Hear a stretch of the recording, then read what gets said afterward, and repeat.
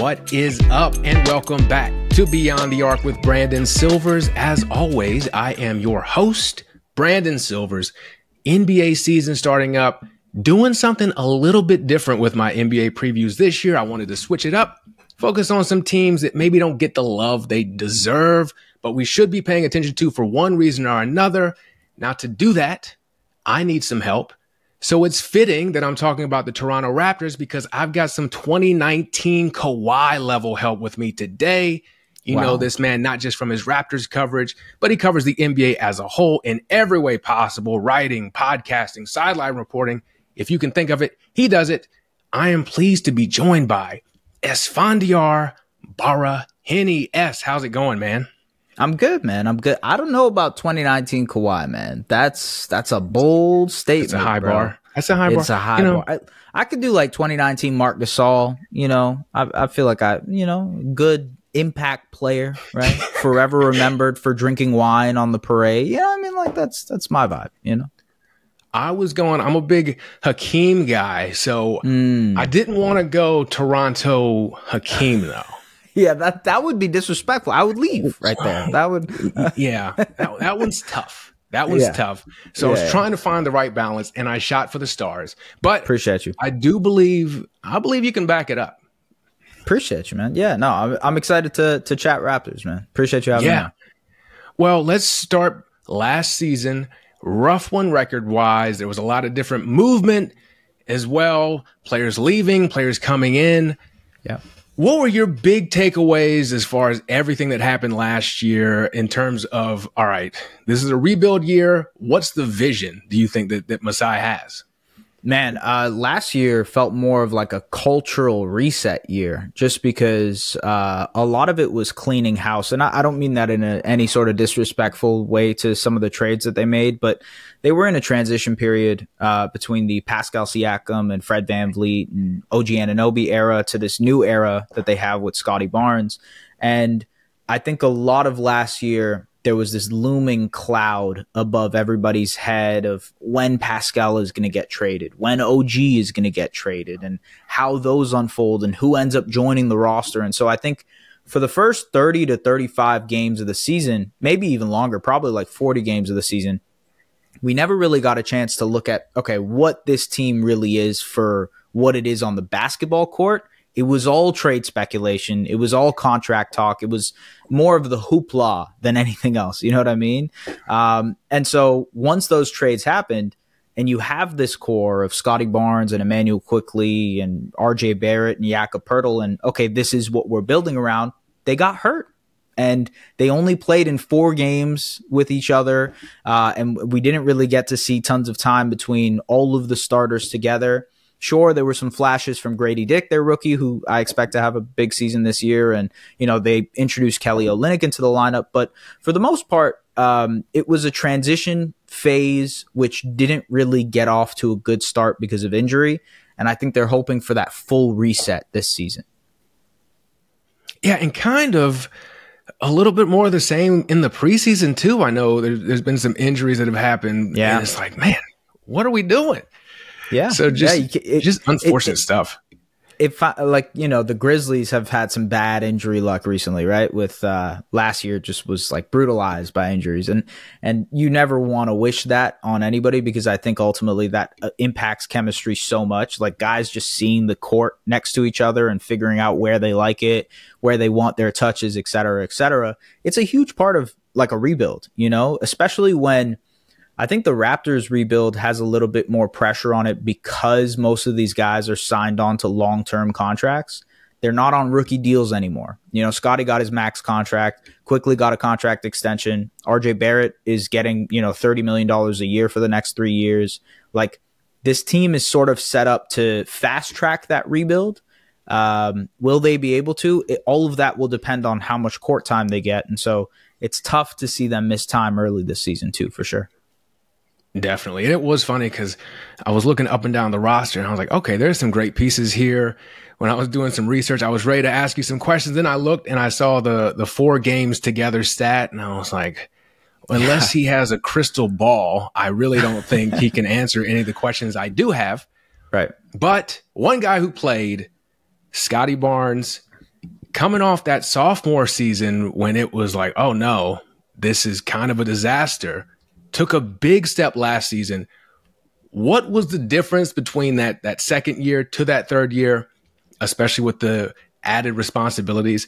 And where do you see him ending up? Which one is the true Scottie Barnes? Yeah, it's an interesting question. I think the second year, people think of it as a slump, and that technically happens for a lot of players. They have that sophomore slump. It's a very famous saying. I think it applied to Scottie too, just in terms of the physicality. Like he mentioned after his sophomore year that he's like, yeah, I need to get better at conditioning and getting my body right. And I think that's a hurdle that every single young player comes across. But when you have a rookie of the year season that he had with the draft class that he was a part of, I think that sets the tone for what the rest of your career looks like. And so him taking that all-star leap wasn't as much of a surprise to me. It felt more inevitable. It was just, okay, how is he going to get back to the type of performances that he had in his rookie year and also build off of it? So three-point shooting was a big part of his third year, improving as a three-point shooter, especially off of the catch. I think finishing in the post, kind of being able to craft and create shots in that short mid-range area was really important. He grew and got better as a pick and roll player, making plays and making reads for his teammates, just kind of getting downhill and figuring things out offensively. And I think he took a pretty big step as a defender too, especially like in that weak side help area where he's blocking shots, is using his length to get steals, and that was a really, really important part of the Raptors scheme.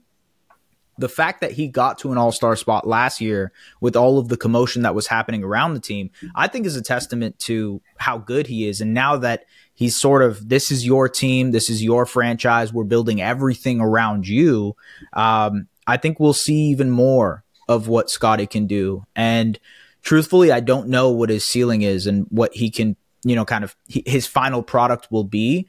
I still think he's ironing things out, and we might not see for another couple of years. No, just an awesome player to watch. I loved him at Florida State. And then you're right, that rookie of the year season, you do see that a lot where guys, I don't know if it's kind of like a mental thing where you come in and you're like, man, yeah, this was easier than I thought. So you've got that letdown, and then the league is not kind, but he's responded really well. I'm excited to see where this ends up. Everybody has a plan until they get punched in the face, right? That's the whole Mike Tyson quote. Like, I think the NBA can be a punch in the face if you're not prepared for it. And especially some of these superstars, like even Anthony Edwards last year was like, man, I was not ready for the conditioning of being in a Western Conference Finals playoff race. I need to get my conditioning better. So there's always that next level that you can reach. And so, yeah, we'll see if Scottie can get to that point. Sorry, go ahead. No, you're good, because I was intrigued by the improvement in his three-point shooting, because he'd just been like, 28, 30% guy, and then last year got up to 34. If he can get it, I mean, that's good for what he does, but if he can get it just like a percent, we're talking percentage points here, it's just a little bit higher, then you've really got a guy who you're like, okay, what do we do offensively against him? So I guess kind of in the same thing, what else does he need to work on to continue that development? I think, developing counters. Obviously, the three-point shooting is really important. Pull-up shooting is going to be important as he develops as an on-ball player, because teams are going to constantly go under on screens and dare him to shoot. And so I don't know if you got a chance to watch that preseason game against the Celtics yesterday, but he dropped 4 threes in the first quarter and just went absolutely ballistic. So the fact that he has potential like that to go off and make those shots, I think is a testament to maybe there being more there than the eye can see in terms of three-point shooting. But it's also developing counters to that, right? So, now if they're running you off the line, settling into a mid-range jump shot, attacking the rim with force, becoming more of a better post player, and using your post presence and your strength to attract double teams and make plays that way. He's such a great passer that as soon as he's able to draw two, he'll be able to, create advantages for the rest of his teammates. And so it's about finding different ways to do that. And we'll see how it translates, because I think ultimately with this new roster, you look at guys like Gradey Dick, you look at guys like Emmanuel Quickley, even RJ Barrett, they fit in terms of what you would like next to a guy like Scottie Barnes: shooting, extra ball handling, extra scoring. And I think that just works really well in tandem with the skills that Scottie has. So maybe it's a fit and structural thing too that can enhance his play. Kind of sticking along those same lines, Coach Darko, first year last year, what is your feeling? Explain schematically what he likes to do and the relationship between like what he likes to do and the personnel they've given him to do that for those of us who maybe didn't catch a ton of Raptors games last year. Yeah, if you've watched any Sacramento Kings basketball or Golden State Warriors basketball, like a lot of high post actions where, split cuts and you have a big man kind of overseeing everything in that free throw line extended area, making plays. You think of Domantas Sabonis, you think of Draymond Green. The Raptors run a lot of similar actions like that where they'll have Scottie Barnes at the high post making plays and guys cutting off of him or shooters cutting across. They'll have Jakob Poeltl doing the same. Kelly Olynyk is another guy that they brought in to do some of the same stuff. And so tons of movement, tons of motion offense. That's the way the Raptors want to play. And I think the roster last year before the trades didn't really suit the style that Darko Rajakovic wanted to play. I think this current roster really enhances that style. And I think we've already seen it so far, honestly. Even guys like Bruce Brown and Ochai Agbaji, like they have that intrinsic sort of like instinctive cutting ability that pairs really well next to Scottie and Kelly. And so that's where I see this team thriving. It's the off-ball movement. It's enhancing each other through just constantly moving the ball. And they do have like a nice little mix of guys who have been on teams that have made the deeper runs. That's why I liked the Bruce Brown trade. Kelly Olynyk has been on some teams that have gone far. So I think that's a good balance for a team that is pretty young. Yeah. So moving forward, trying to win. You talked about Gradey Dick. I didn't know what to make of Gradey Dick coming into the league.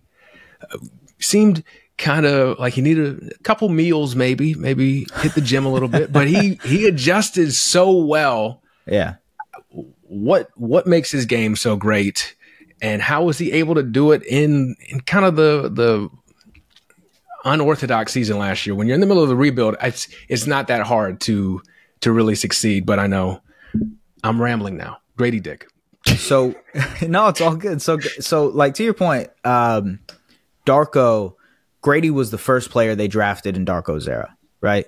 He fits exactly how Darko wants to play in terms of ball movement, cutting without the ball, making plays on the go, like live dribble plays that he can make, instinctual as a cutter, like feeling a cut is a really big thing in basketball where like you have to sense the timing and when to actually cut. And Gradey is incredible at that for his age already. You're right. He did have to bulk up. He had to gain some weight. And in January, they actually put Gradey on a 2-week program where it was just like, you're going to the gym, you're eating protein for the next 2 to 3 weeks. You're just muscle ups. Like that's all, you know what I mean? And I think it really helped him because in the second half of the season, he shot better. He stayed on the floor more. He averaged, I think, like 25 minutes, especially with the injuries.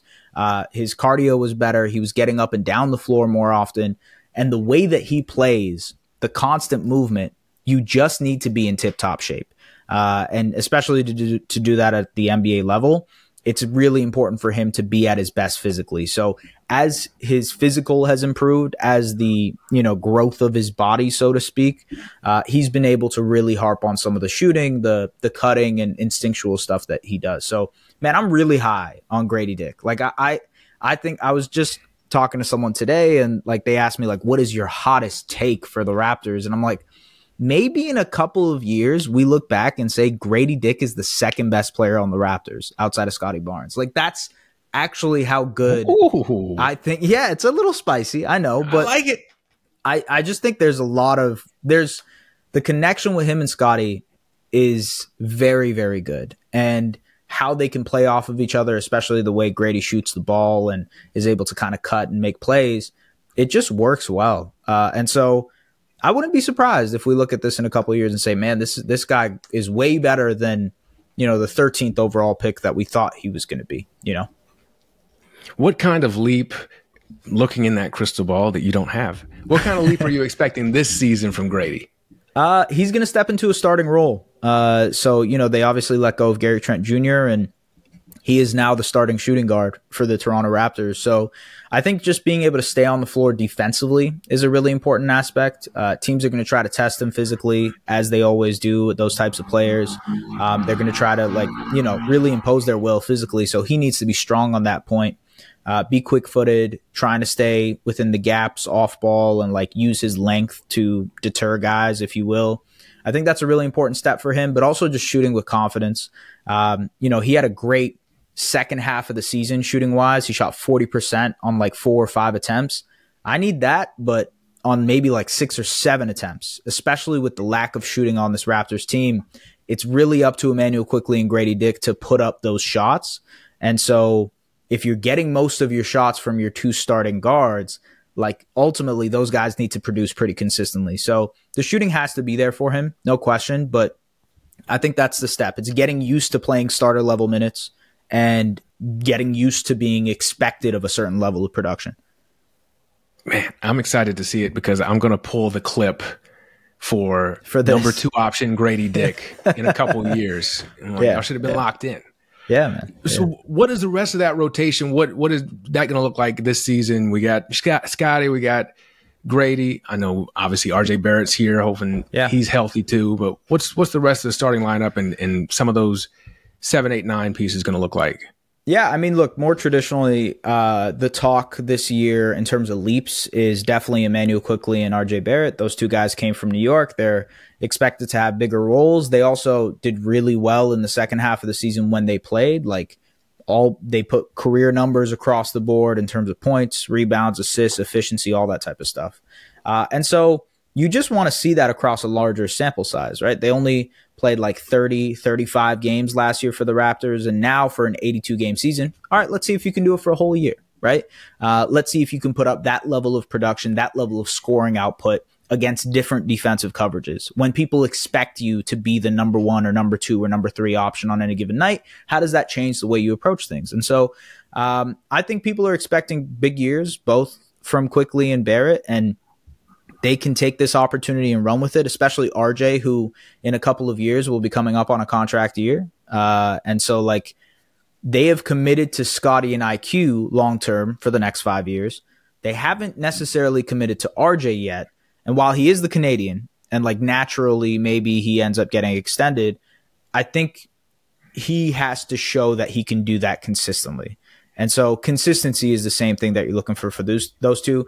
Jakob Poeltl, just a steady, good starting big man, really effective in all areas, can do a little bit of everything. Kind of, for the people who might not be as into the Raptors, does a lot of the same things that Isaiah Hartenstein does. But I actually would argue he does them a little bit better in certain areas. There's certain things that Hartenstein can do that Jakob Poeltl can't do, and vice versa. But just a good starting big man, honestly, just a very good, solid starting big man. Off of the bench, you got Davion Mitchell, who again, big opportunity for him. He's going to be the 6th man for this team. And ultimately this is a contract year for him. So he's in prove-it mode. Kelly Olynyk, like you mentioned earlier, kind of a veteran presence for them. Bruce Brown, Ochai Agbaji, just solid, kind of guard utility type of players. And then from there, we'll see if some of the rookies pop. But that seems like the rotation for now once they get fully healthy. I'm very excited to see Davion Mitchell. I mean, that dude, lockdown defender. Totally. Which is not easy to do in the NBA as a point guard. And he just clamps. This is his nickname Off Night, I think. Man. Off night. Yeah. All-time nickname. Yeah. And then just looking at these Barrett stats when he came over. 22, 6, and 4 on 55 from the field and 39 from 3. Yeah, if you get a full season of that. Yep. Whew. And that's kind of been the story with him too, because exactly the potential's always been there, but just can we actually fulfill some of that potential? The dude, incredibly talented guy.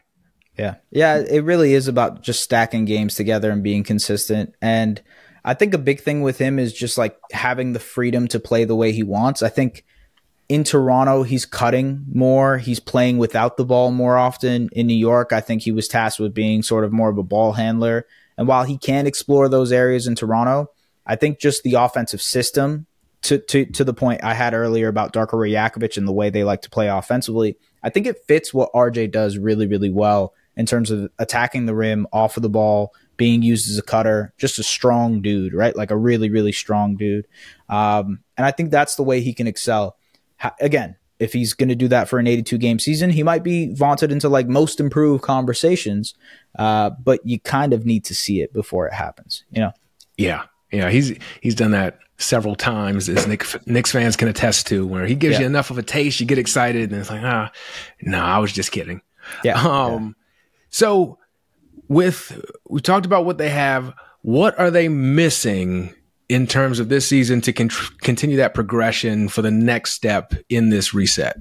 Whew, man, there's a lot. I've been talking about the positives for the most part for the first 20 minutes. I think this team is still extremely young. They are still in year one of a rebuild. And so I would imagine even if it gets to the point where they're competitive and fun, they probably will opt to be a lottery team and go for a draft pick, especially in this draft class when you got like the Cooper Flaggs and Ace Baileys and Dylan Harpers of the world. Like, I think adding another high level talent next to Scottie Barnes is one of their important things that they got to do over the next couple of years. How that might be, we'll see, but they definitely want to address that. Outside of that, like, can Scottie Barnes take that leap into an all NBA category? He was all-star last year. All-star, especially in his category, is probably like a top 25, top 30 player, right? Can he take that leap into a top 15, top 20 player? It's a big leap, actually, if you think about it, especially because like you go from the Julius Randle, Pascal Siakam conversations to the like Donovan Mitchell, Kyrie Irving level type of conversations. And that honestly, truthfully, that's a pretty big leap to make in terms of all NBA and how productive you are. So, Scottie has mentioned that this all comes with winning. And truthfully, that is a part of it. Like, winning gets you these accolades, but getting to that level is important for him. And so being a more well-rounded player will help both on the offensive end and defensive end. And as I mentioned with Quickly and Barrett, like, if those guys pop in a major way, you're now looking at, Quickly can be a secondary star for this team, or Barrett can be a secondary star for this team. And now you're looking at your core differently. I like to give this comp to people who might remember, but like 2013, 2014 Raptors, when they just started with Lowry and DeRozan, they didn't really know what they had. They just were like, these are good guys. Maybe they plan out, maybe they pop. And they did. They both turned into all-star level players. The Raptors turned into like a very good playoff team in the Eastern Conference. They faced LeBron too many times, unfortunately. That's part of the story, right? I think it's just they're at that stage right now where they're trying to assess everybody. They're trying to see who pops. And I think that comes with its own excitement. You know what I mean, Brandon? Like, there is a level of excitement to being like, okay, can this player turn from what he is right now to a starter and then to an all-star? And like, there's some excitement in that, Yeah, because I'm sure you experienced that too with the build up to the title where, okay, we're progressing. We're seeing these guys grow, like Kyle Lowry in particular. For a while, it was like, okay, this is a solid NBA point guard, but to see him turn into what he turned into, that was neat. And there is something fun about that. I, for better or worse, am a Lakers fan, and I haven't had that in so long to where it's mostly just like, okay, what are we going to see? How am I going to be disappointed? Who is going to be named head coach now? Well, what's the interesting thing about the Lakers? They had that process for a little bit, right? Like Jordan Clarkson. The Jordan Clarkson, B.I., Kuzma, like all those guys. Like they did draft extremely well for like 4 or 5 years. You go back and you look at those pictures and it's like, man, all of these guys are like legitimate NBA players, right? Some of them are all-stars. And so like, it's weird to look back at that. To your point though, I think the process at which the Lakers go about things versus the process at which the Raptors go about things is so different. Like, Masai even mentioned it in his media day press conference. He's like, we understand the draft is really important in this market because the draft is one of the only ways where we can get high level star talent. That's not the case necessarily for the Lakers. The Lakers can appeal being like, hey, come to LA, come play Hollywood, all that type of stuff. Just not the case for Toronto, right? So it's interesting the way teams will go about things, but you still got to get good players. And I mean, we'll see if the Lakers have enough this year to compete, but I'm interested, man. The Lakers were the team I grew up on when I was a kid. So like I have a soft spot for the Lakers a little bit. So I understand where you're coming from, man. What era Lakers was that? So this was when Kobe and Shaq were splitting up. So like yep. They won the three-peat, and then it was welcome Karl Malone and Gary Payton. And then it was just like, what are we doing here? And then I kind of followed Kobe and being like, oh, 82, 81 point, all that stuff. Right. Yeah, that's the era. I was a kid though, man. I was very, very young. So like anything amazed me about basketball. But yeah. That's kind of, so the Raptors actually played a role in my Lakers fandom. Cool. And I touched on it a little bit. I was a huge Houston Rockets fan, Hakeem Olajuwon. And then when he went to the Raptors, that was the first moment in my life where I was like, wait a second, is sports a business? Because I was a kid. I was like, wait, why don't they care about my happiness? Yes, right. Yeah. And then I was like, well, I need someone else. And I gravitated over towards the Lakers for, obviously all the incredible things. I was a ball hog as a child. And so seeing Kobe do it at an elite level was fun. Yeah, that's very similar to me. The Lakers played a big part in my Raptors fandom early on. One of the first games I ever went to was because I wanted to see Kobe, and so went to go see Lakers versus Raptors, and I was like, oh, this team's actually kind of cool too, and you start following them that way. Before we're going to get back to the current Raptors, but now, we do have to. We're down the rabbit hole. Yeah, now we're down. So, Vince Carter. Yeah. What are the thoughts on Vince? I remember that being very ugly when I was reading Slam magazine in middle school. Yeah. Leaving. But it seems like that might be mending a little bit. What are your thoughts? Time heals all wounds, man. It does. Look, there are still some people who feel scorned, and angry, and maybe just like holding a grudge on this whole situation. But the way I like to sort of paint a picture for people, and especially because I was a kid back then, right? So I couldn't digest everything the way I can now. But like, imagine if Anthony Edwards, right? You look at him now, like star of the league, face of the league, the most hype, right? Crazy levels of hype. Go watch Starting Five on Netflix if you want to. And so this stardom, right? And he has a couple of years where he's hurt. Maybe doesn't go about it the right way because he's a young guy with the world in his hands.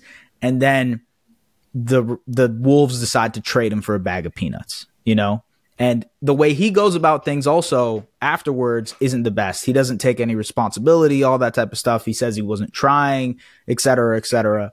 Like, I think that will build a level of animosity with any fan. Yes, right? Absolutely. But at the same time, you can kind of understand, like, all right, Ant is a very young player. And like a young player like that might not go about things the way that you would want them to, or don't have the maturity level that you would want them to go about things. And so when you contextualize that and put it into the Vince Carter situation, you're like, this was a kid who like literally got the world handed to him, a country handed to him, really, with Canada. And he didn't know what to do with it, to be honest with you. And like that level of power and that level of thing, it just was a lot. What he did impact wise is unquestionable. Like there's so many Canadian players who cite his importance and how much he inspired them. And then there's players that got inspired by those players. Like the trickle down effects for Canadian hoops is next level. He's a legend, and he deserves the jersey retirement. Like this, it's overdue, to be honest with you. The dude was incredible in Toronto, and it was, I don't know if I was naive or if it truly was a different time, but it was weird to see a star kind of flex their get me out of here muscle at the time, it felt like. So that was different. I think if that happened now, people would be upset for sure. but it we're a little more happens used now to it. Already. Yeah, we're Pretty used to regularly. it, right? It's so normal now. Like you can think of the Kevin Durant saga in OKC. You think of Donovan Mitchell in Utah, James Harden with the Rockets. There's so many examples that you can cite of like a trade request that ends in something bad and then they move on. And like, I don't think people in Houston hate James Harden, do they? I don't think so. At least maybe they do, maybe, but I don't know. I think the way we look at things now is definitely different than what we did in 2004. Because it was such a weird time just in the league, because that was right around the time where in Canada in particular, the Grizzlies had moved, and everything. So there was a lot going on, and then you got this all-time star in the league at the time. Like this was a guy who was on that Kobe level, and he's like, I need to go. I need to get out of here. And like was getting comparisons to Michael Jordan. Yes. Yes. You gotta, and that's why I think the Anthony Edwards comp is pretty interesting, because he also is another player who gets Michael Jordan comps. So like when you get gassed up like that, there's just a different level of fame and notoriety that comes to you. Like Jay-Z was going to games, Raptors games in the early 2000s. And like Hove was pretty big in 2000. You know what I mean? Like, so it's crazy to contextualize looking back 20 years ago. But like I said, time heals all wounds and people move on, right? 1,000%. So we'll see. I'm glad to see it because, I mean, it's hoops. It is what it is. We would, like you said, we'd all do a lot of things differently. And I think if he had been able to zoom out a little bit and seen what he could have been there if he'd stayed, maybe he would have done things different. Like you already talked about the influence he had just in the short time there on Canadian basketball. So who knows? Yeah. What year were we in again? 2024. Okay. Bringing it back. Scottie Barnes, now the Canadian hero. We've talked about a little bit what the rotation looks like, what it's going to be, what's missing. I want to focus in on the young guys. We had the Jacoby Walter draft pick, and I know you have been leading the charge with the Shedheads. Yes. What are we expecting from them this season? I know Jacoby's got the shoulder injury already, unfortunately, but explain the Shedhead phenomenon. Yeah. Well, first on Jacoby, obviously injured his shoulder in training camp, and he's another like long defender type who can shoot the ball and kind of create his own shot. We'll see how much he still needs to fill out also physically, like similar to Gradey Dick last year. Like he just needs to kind of fill out physically. So I think it'll be a process with Jacoby. Jamal, though, is a multi-year guy, played in Houston, really, really successful time playing for Kelvin Sampson, and just an absolute dog, like a really, really incredible defender on ball. Takes pride on that end, which again is rare these days. Yes. And you mentioned it with Davion Mitchell, like having both of those guys in practice. They've already mentioned it where it's like iron sharpens iron. And I think both guys end up being better just by being on the same team.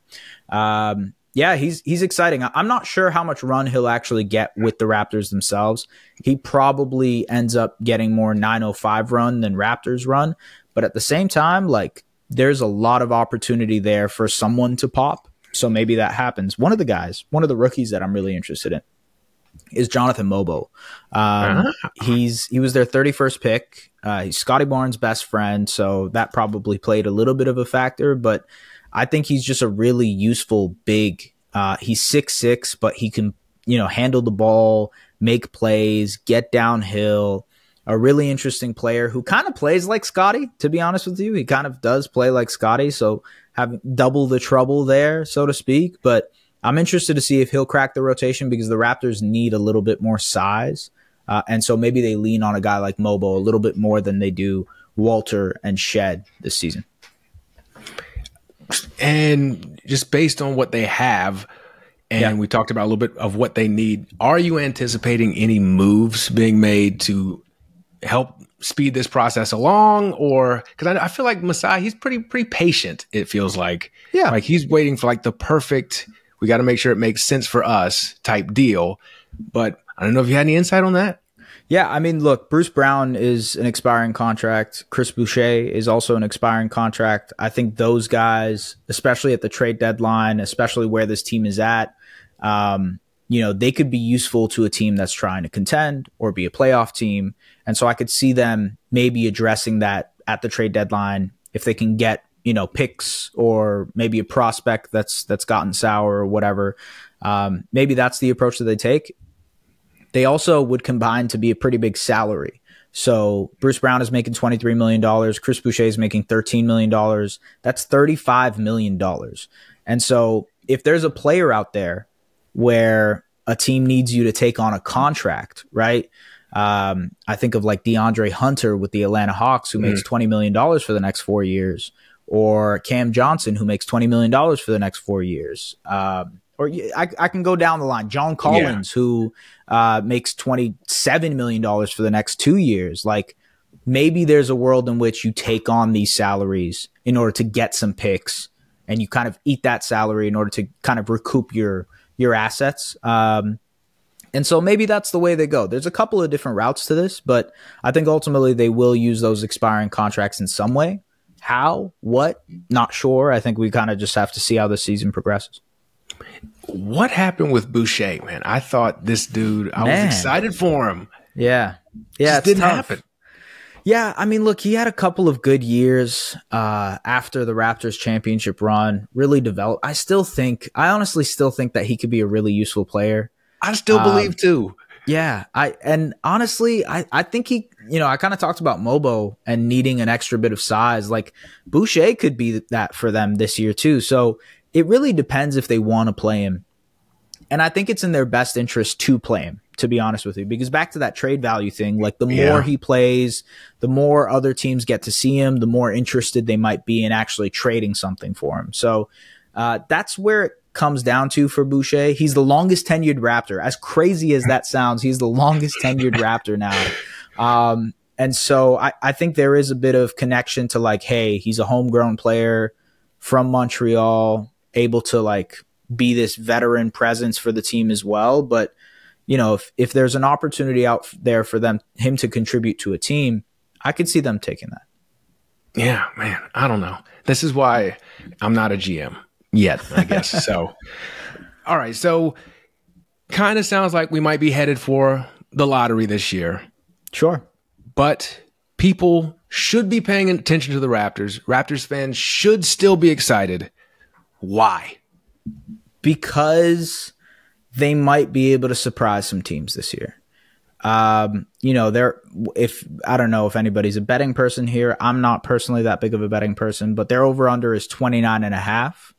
And I think they could be much better than that. I think they could be like a 37, 38 win team. They won 25 last year, and they were brutally injured to end the year. They went on this massive losing streak and whatnot. If they're healthy, I could see them winning 30-plus games. And so how that looks, I think, will provide a level of excitement. I also think another reason fans should tune in is because it's the 30th anniversary of the team. And if you like some of the history of the Raptors, whether it be Kyle Lowry and DeMar DeRozan or the Vince Carter retirement and some of these other legends that they might honor throughout the year, the new jerseys are going to be dope. The new colorway that they incorporate is going to be cool. So like that aspect should be exciting for casual fans too, as well as seeing this young team trying to figure things out. Yeah, I still think back to the Doug Christie Raptors, Carlos Rogers. Yeah, I was a Carlos Rogers truther for a bit too. Again, cool. Why I'm not a GM, but no, if you have nostalgia, Tabak, yes. Right? Oh man, former Houston Rocket. No, if you got nostalgia of little known NBA players from back in the day, I'm sold on that. Just no questions asked. And you said 37-ish wins. I think the Hawks 36 got them in the play-in last year, if I'm not mistaken. Yeah. So I mean, they could fall into a playing spot next year. And I think, the Hawks won the lottery last year and got the first overall pick, right? I think there is something to be said about like competitively tanking, like being good spirited in the way that you're approaching rebuilding. The basketball gods look down on you favorably if you do that. And so, Yeah, I don't know, man. Like, I think there's a world in which they're somewhat competitive. You could see them on a random Tuesday night pushing the Denver Nuggets or whatever in like a fun contest. And maybe it's more frisky than you think it is, because I think they're going to play really hard this year. And I think they're going to try and learn and develop and figure each other out. They're not going to be a playoff team. It would take a lot for them to become that. We kind of mentioned it throughout this podcast, between Scottie becoming an all NBA player and Gradey stepping in and RJ and IQ and whatnot. But it's certainly within the realm of possibilities. And so there's a lot of potential on this team. It's just about seeing if it gets actualized. Yeah, and I agree with you too. I think particularly with a young team who you believe in the players and you're trying to develop them, there's something to be said for not just going out and just losing for the sake of losing. You still want to help build some of those winning habits, because you're projecting 2-3 years down the line. You want to be competing, and you just can't flip that switch and all of a sudden, here we are. So let's see what else. Any big predictions? You gave a spicy take earlier. Are there any big predictions, any others you've been holding back, you need to get off your chest? Maybe there's a special Zanzibar sighting that's planned. I don't know. Man, I think one of the things that I'm looking forward to is if RJ or Emmanuel quickly put themselves in the most improved conversation. Because if they can, the trajectory of this team changes. And so you're looking at like a fun play-in team to like maybe they're legitimately in the play-in and they're competitive and they're ready, right? So that's my spicy take. I don't know. I think my Gradey Dick spicy take was better, but that was pretty good. Yeah, it was hard to top that. Yeah, but I put you in a tough spot. But it was not bad, because I mean, we talked about RJ's numbers after he came over, but quickly looks like 19, 7, and 5 on 39.5% of his threes. Like, got the Kentucky point guards have been doing really well in the league recently. Man. Tyrese Maxey, and that was most improved last year. I don't know. I like that. I like him a lot as a player, and kind of feels like Scottie, he would have been in the conversation more if he'd met the games played requirement, right? Yeah, he definitely would have been in the conversation. I think it was between like Maxey, Şengün, and Scottie last year. But yeah, he missed out on the games played by 5. So unfortunately, he wasn't able to. Maybe he throws himself into the conversation this year. If he makes that all NBA, if he makes that leap. Yeah, he's definitely in that conversation. For sure. Well, if people want more of S's content, all the things you do so much. Good Lord. Where can they find you? I feel like everybody says that shit. Oh man, that's crazy. I respect it. I'm trying to get like you. So where can they find you so I can personally find you and take notes? Yeah, man. First of all, I appreciate you. Thank you so much. At Just S Baraheni on Twitter. Literally everything gets posted on there. So if you see it, you like it, you can watch it, view it, all that stuff. This life, the grind, it's a grind. It is a grind. I will say that. My wife would tell you that as well, but that's another story for another day, Brandon. But man, I appreciate you. I really do appreciate you having me on the podcast, man. No, this has been fun. I'm going to bring you back on, and we'll do a 3-hour episode on my time spent as a ball boy for Canadian legend Carl English with the Charleston Lowgators. So, oh, really? That's pretty cool. He was such a cool dude. I was like 12, and he was such a cool dude. So that's awesome. That's really I've got hours of content for that. You'll be back on for that. Don't worry. Yeah. Once you do the podcast series, Carl English Untold. Like let's just Last Dance style. I'm going for it. Yeah, man. Yeah, I love it. But no, man, I appreciate you coming on. This has been a lot of fun. We did go down the one rabbit hole, but I did show a little bit more restraint than I typically would. So I'm proud of myself. But we do need to do a rabbit hole episode at some point, I'm sure. But no, this has been great. Check out all of his stuff, man. I'm going to put it all in the show notes. Make it easy. You click, you follow. He does a great job of posting it all there. If you're here and you haven't subscribed already, go ahead, subscribe, rate, review, comment. Tell us your favorite Raptors from the 1990s. Other than that, man, I will catch y'all later.